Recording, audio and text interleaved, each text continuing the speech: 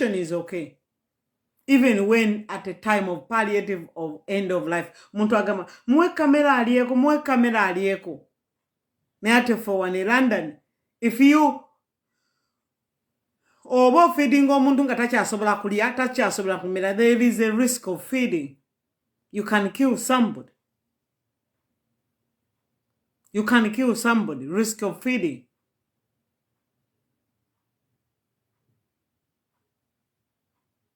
It's a sadness. Oba abasirikale bamwe muwulira ebintu nga bino. Oba mubitegeera Dr. Luther Chene Dana Twine muli baswavu. Temuli tugamba nti temwabimanya. At least omulala yinza nga tubeere ne dictator naye tubeere n'amalagala. Ne bakuba Noah Mutwe ne bamuggyako engalo. Luther Chene Dana Twine ngera mukyeyita aba Minister of Health. Can't you see? Something is very, very funny. Bana Uganda bakusasula. Ne babeera okay. Bamkubi. Naye, they must have dropped him to the hospital to get treatment. Nabate babilina. Amira 12 painkiller. What 12 painkiller is that? 12 painkiller. Omuntu watukira okumerera 12 painkiller. Mwali mukirabyeko? 12 painkiller. 12. Kagamba alinyanga amira. Gabapenteni. Pregabalin. Tramadol. Amalagala gonna naga peni gonna morphine. Ga oxy. 12 of them. That is overdosing someone. It's so sad. Katwewulireko no mukazi wa Katonda.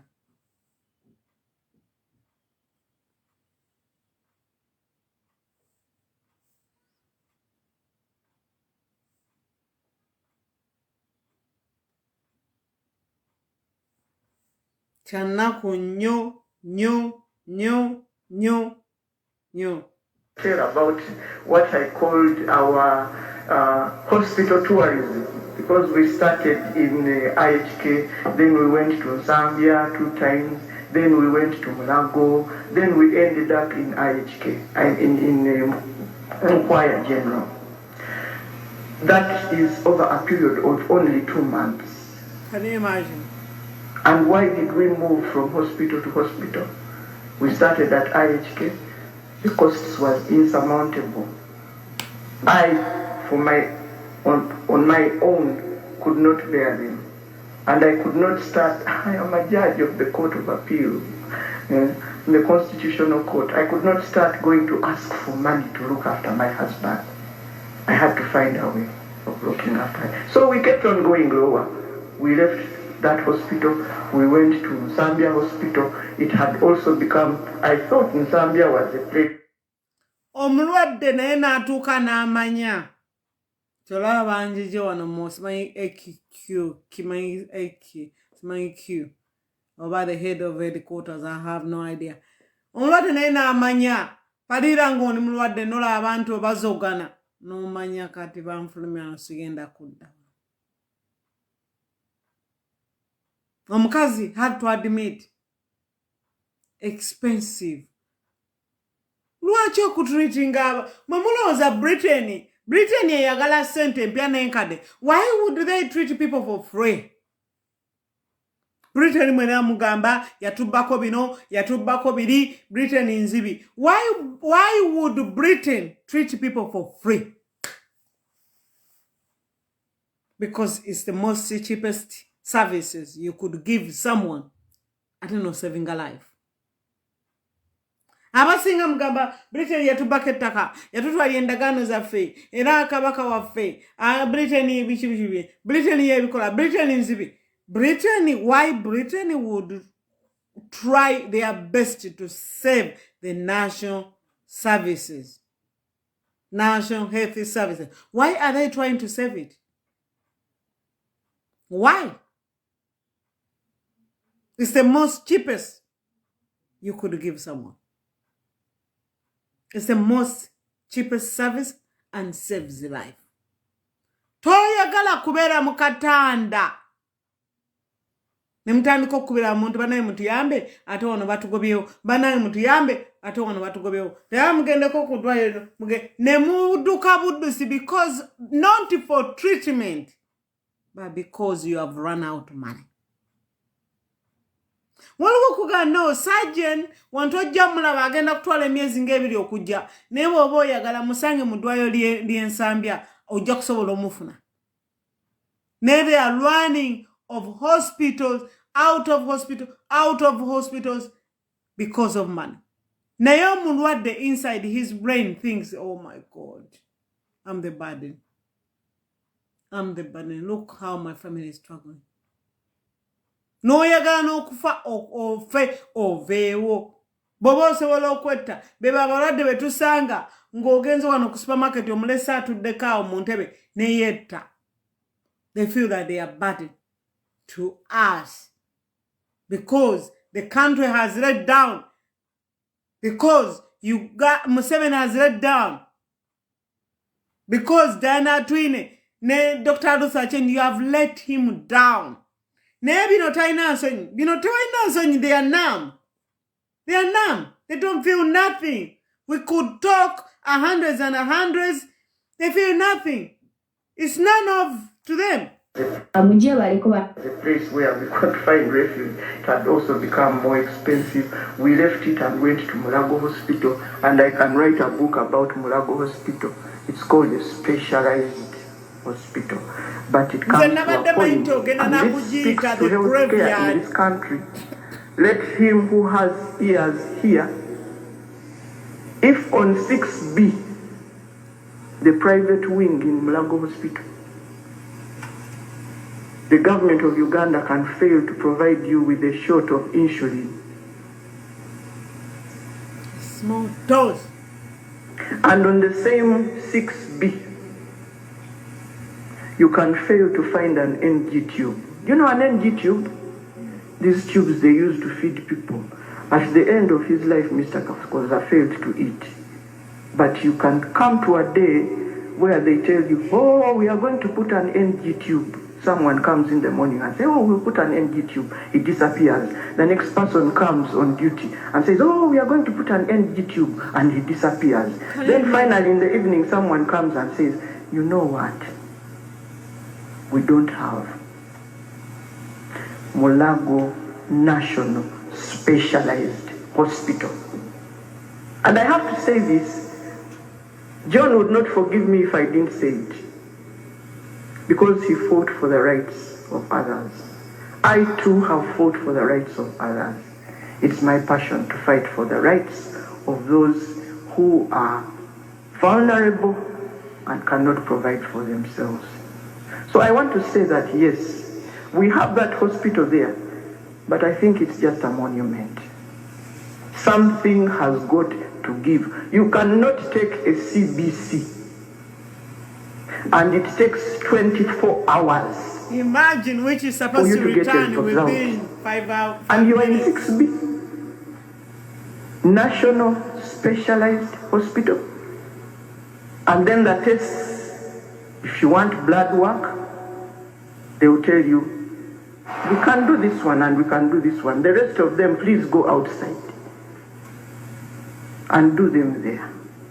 But it's called the National Specialized Hospital. There's all names. It's supposed to be, I don't know what to call. Luther Chen kati wawulira ngeno speech n'alowooza nti aba ba NUP bagibronze from proportions somehow. Ye n'atuula eri omwezi ne bamusasula. Ddala n'atwino n'atuula eri omwezi ne bakusasula. This woman is educated, will not even say anything against her country unless she thinks that she deserves, is in her rights. She's educated, you can tell.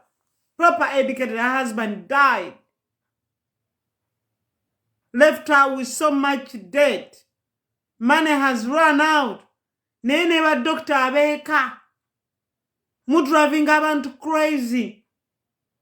That you don't want to diagnose them there and then in 10 minutes than doing a VBG or ABG. You prefer to bring these back antibiotics. Zinozijakola.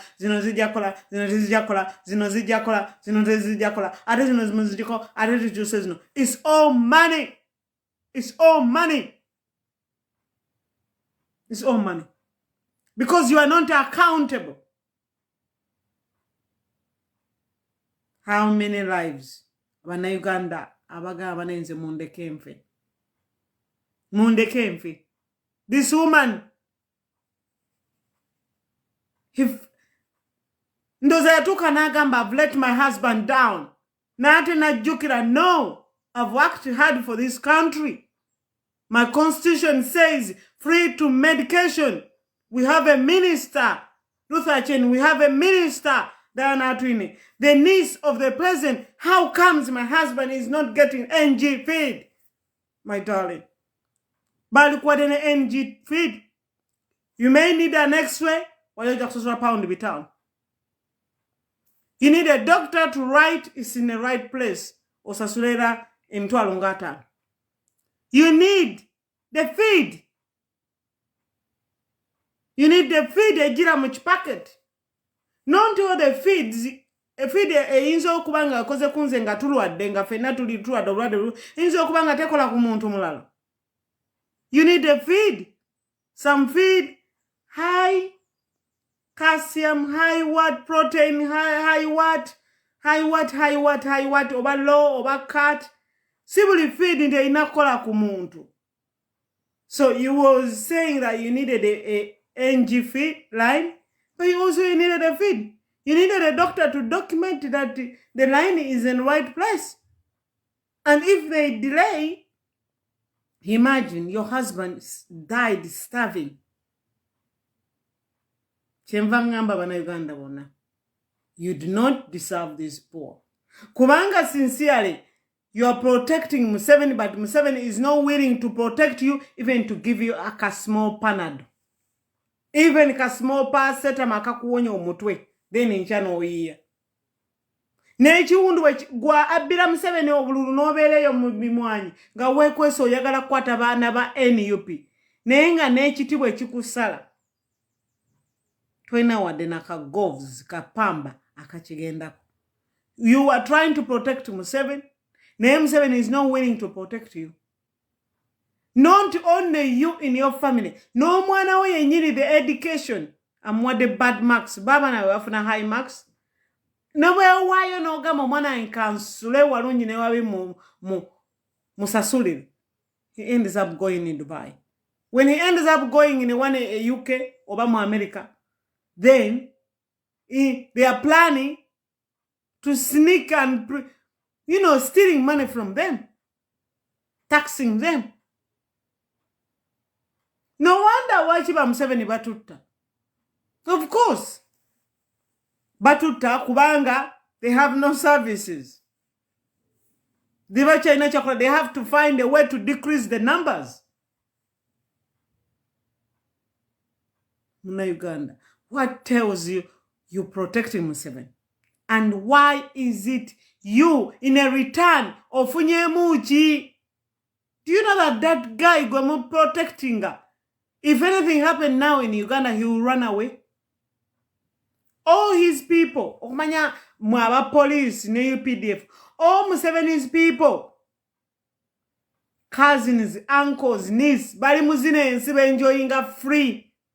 Now ba minister bono n'abana babe bali muzine nsibe enjoying what? Free treatment. Kati mwe muli Uganda, oli kabangali, musala ne gukwocha. Nengo ezakuwadde okwambala okutula kabangali eyo kuba abana ba NUP tezikuprotecting. Engato zino nonna za yurika da. Why do you think you deserve poor services? Era ni akugamba ababogeleyo eyo musije bali kisoboka ne bichi for wano omuntu abera ku street nagana. Most of the homeless abasinga bayine nyumba, but they are sleeping on the street. Era ajane mudwalyo ne tumujjanjaba naawona na deciding obadde ku street obakola te yalaba. Negwe Munaganda, why do you think you deserve poor quality of care. This is the last thing. Museveni niwe aliwadde dictator atya. This is the last thing. Kubanga Uganda is called the Pearl of Africa. Why is called the Pearl of Africa? Uganda is rich. Why Museveni cannot treat the 40 millions? Why he cannot make better hospitals? Those are the questions you need to answer yourself. Ngogenda okulonda olwokuba bakuwadde 15,000 nga tosobola nakwegulira aspirin. Abasinga mwenene Uganda amanyo monona gabagwamu dda. No treatment, no dental care, nothing. Nothing. Watch them boycotting Abasajima. Why are you protecting him, Museveni? He can't protect you. He has not offered you nothing. No musala gobera ngoli mukunonya bana ba NUP ngoli mbakwa. Museveni tagokusasula. Takusasula. Takusasula. Takusasula. No bova kabangali yo no gwa. Tewali yo dwaliro. Tigenda kusasulira. Why do you think you deserve these poor services? Yeah, babogera blaya so why take soboka in Uganda? The system was there. Kumulembe kwa Idi Amin, we received the milk. We received the bindas. We wanted to go in a hospital. Wali wolugero. Diobo yagale byobwerere gende mulago. Wali wolugero. Diobo yagala abokubuzaako gende mulago. Umulaya kama mbuzaako diobo yagala abokubuzaako gende mulago. Waliwe olugero lugamba nti bobo yagala byobwerere genda mulago. Mulago Masaka.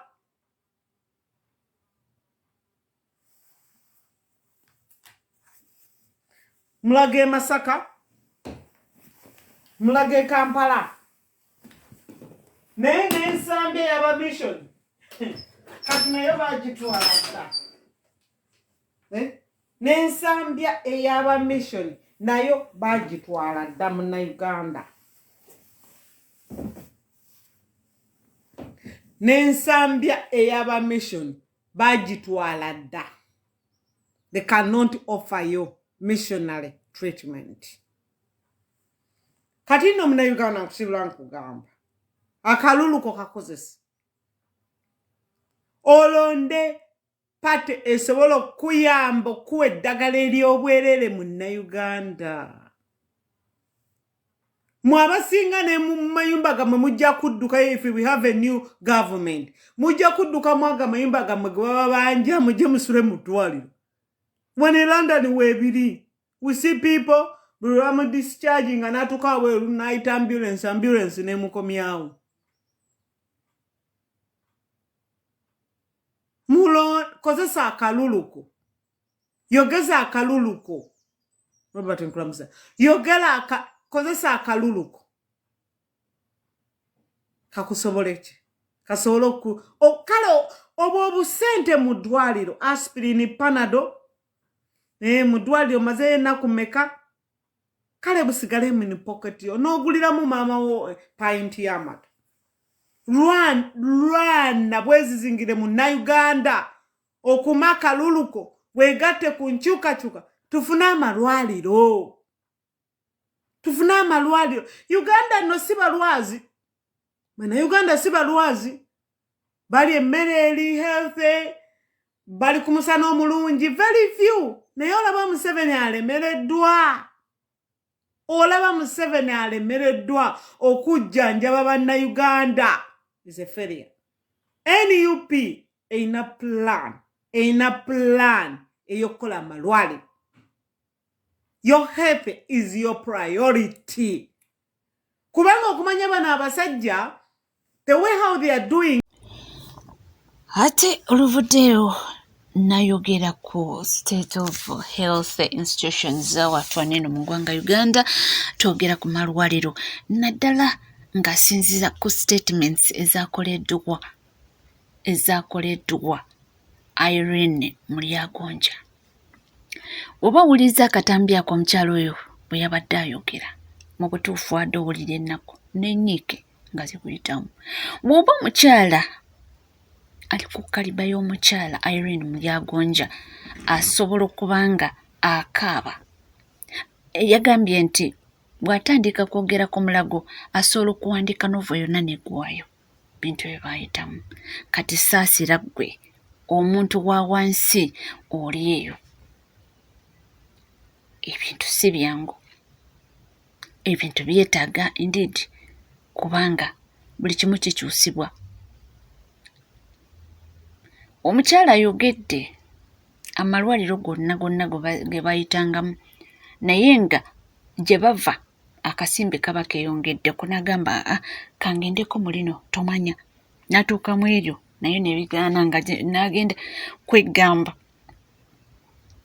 Olabira tetulina poor health system eyo waffe neno mu ggwanga Uganda.